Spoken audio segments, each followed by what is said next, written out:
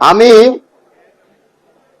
এখন all India secular ফ্রন্টের শ্রী মোহাম্মদ নওশাদ সিদ্দিকীকে তার বক্তব্য রাখার জন্য অনুরোধ করছি।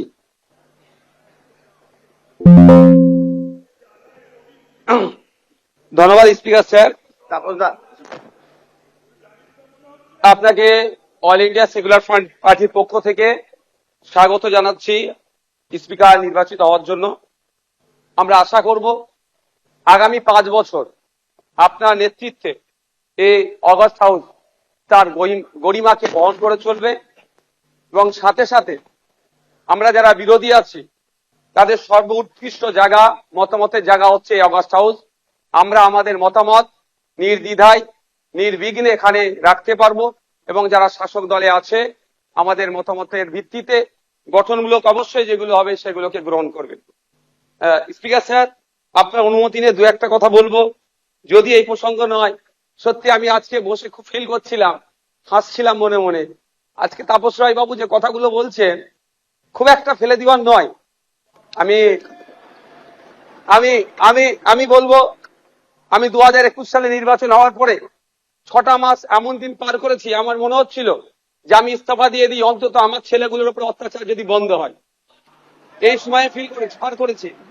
পোস্টপোল ভায়োলেন্সে 2021 সালে, আমি এতে কিন্তু বিজেপিকে দরার সার্টিফিকেট দিচ্ছি না, কিন্তু 2021 সালে যে সমস্যার সম্মুখীন আমরা হয়েছিলাম, আমাদের কর্মী খুন হয়েছিল, একাধিক বাড়িঘর লুটপাট হয়েছে, ভাঙচুর হয়েছিল, সে অর্থে। তবে হ্যাঁ, একটা জিনিস, এই 2026-এ দাঁড়িয়ে বেশ কিছু ধর্মের স্থান আক্রান্ত হয়েছে।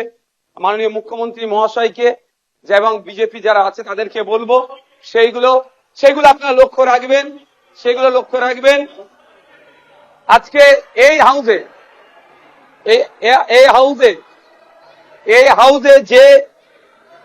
যে কথা চালাচালি হচ্ছে, আমি বসে বসে ফিল করছিলাম সময় গিয়েছে আমাদের বক্তব্য, বিরোধীদের বক্তব্য শাসকের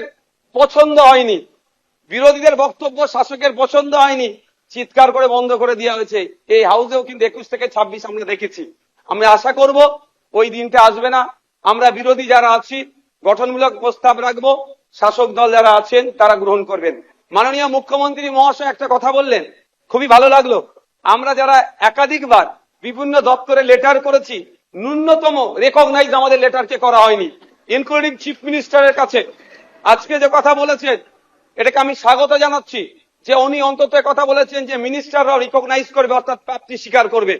আর একটা কথা উনি বলেছেন, অল্প হলেও কাজ করব। আমরা বিরোধী, আমরা পজিটিভ কথা বলবো, রাজ্যের স্বার্থে বলবো, রাজ্যের জনগণের স্বার্থে বলবো। অহেতুক বিরোধিতা করার জন্য বিরোধিতা আমরা করব না। সুতরাং মুখ্যমন্ত্রী মহাশয়কে বলবো, অল্প নয়, আমরা যেগুলো আর্গুমেন্ট করব, আমরা যে ডিমান্ডগুলো রাখবো, ব্যক্তি স্বার্থের জন্য নয়, মানুষের স্বার্থে, নির্বাচিত হয়ে এসেছি তাদের স্বার্থে, সেগুলো আপনি পুরোপুরি যদি আমাদের জন্য, বাংলার মানুষের জন্য করেন, আমরা আপনার কাছে অবশ্যই কৃতজ্ঞ থাকবো। আবারও মুখ্যমন্ত্রী মহাশয়কে ধন্যবাদ জানাবো। দীর্ঘদিনের স্বপ্ন এটা আমাদের সকলেরই, যে আমাদেরকে নির্বাচিত করে এই হাউসের মধ্যে পাঠাচ্ছে। মাসের শেষে আমরা 1,21,000 টাকা নিয়ে বাড়ি যাচ্ছি। আমরা সেই জনগণের জন্য কি রোল প্লে করছি, কি বক্তব্য দিচ্ছি হাউসের মধ্যে, না হাউসের মধ্যে এসে শুধু সময় কাটিয়ে চলে যাচ্ছি। যে আপনি লাইভ স্ট্রিমিং এর যে কথা বলেছেন, এটাও আমি আপনাকে কৃতজ্ঞতা জানাচ্ছি, স্বাগত জানাচ্ছি। এটা হওয়াটা খুবই দরকার ছিল। বাংলার মানুষ অন্তত আগামী নির্বাচনগুলোতে তাদের জনপ্রতিনিধি হিসাবে কাদেরকে চুজ করবে, কেমন মানুষকে পাঠানো দরকার, তারা যেখানে বাংলার আইন তৈরি হচ্ছে, আগামী 5 বছর বাংলার শিক্ষা, স্বাস্থ্য, কর্মসংস্থান থেকে শুরু করে কৃষকের রুজি রুটির প্রশ্নে, প্যারা টিচার থেকে শুরু করে বিভিন্ন ক্ষেত্রে সমকাজে সমবেতন নিয়ে, এক কথায় আগামী 5 বছর বাংলা কিভাবে চলবে, বাংলার মানুষের স্বার্থে কি আইন তৈরি হচ্ছে, আইন পজিটিভ, একটু ছোট করুন। বিরোধী স্যার শেষ করবো। বিরোধী হলেও স্যার একটা দিন সুযোগ পাচ্ছি বলার, এরপর তো টাইম মেনটেন করে দেবেন। তো স্যার সেই জায়গাগুলো লাইভ যেটা আছে সেটা আমি স্বাগত জানাচ্ছি। আমি আবারও আপনাকে ধন্যবাদ জানিয়ে বলবো, বহুদলীয় যে গণতন্ত্র আছে সেটার পূর্ণ মর্যাদা দিয়ে আমাদের মতো ছোট্ট যারা বিরোধী আছি তাদেরকে পরিসর দেবেন। ধন্যবাদ স্যার।